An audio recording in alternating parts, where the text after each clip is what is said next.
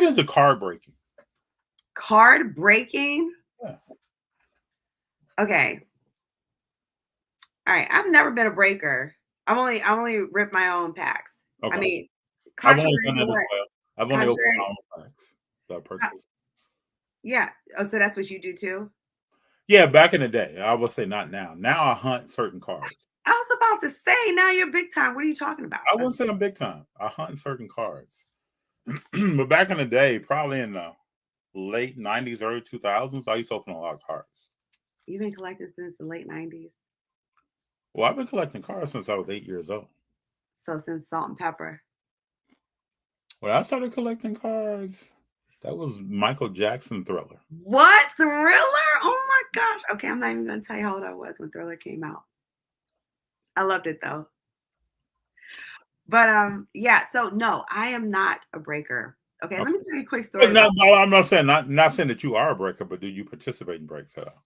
Oh gosh, see, look, all right.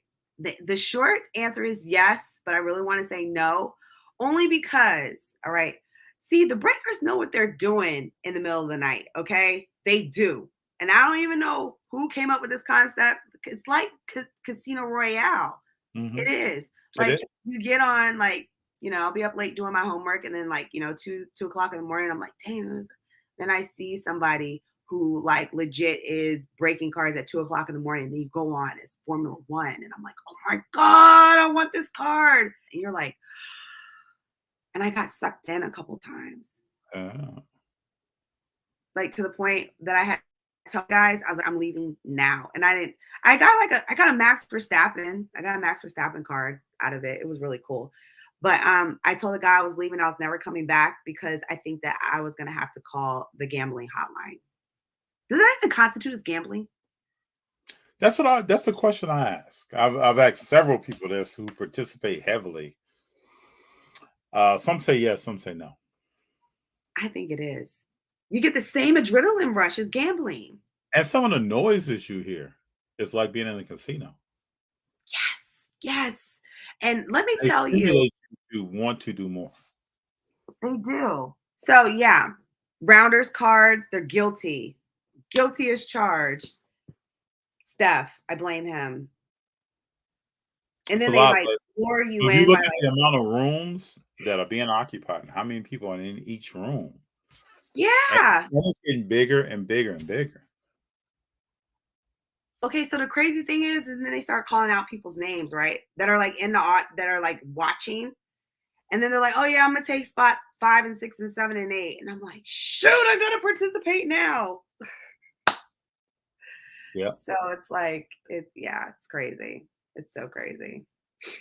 Yeah, I think that's why now I try to focus in, like Feed the God says here. I'm the same way, FD.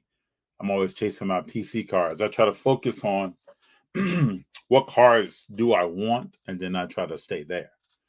And back in the day, I used to try to think, or at least I thought, probably like most people think, let me open so many boxes and try to find the cards that I want. But now you can't do that because they're so freaking expensive.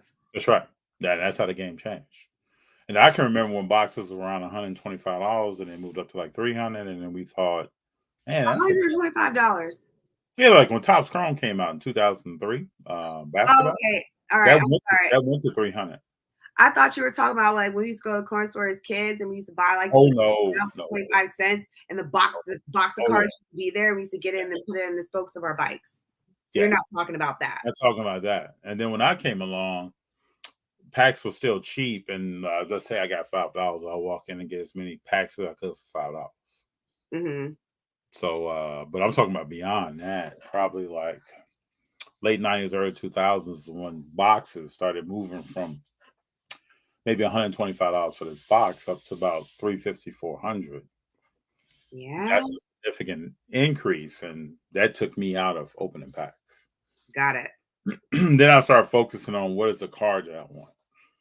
Now, hopefully, I could afford it.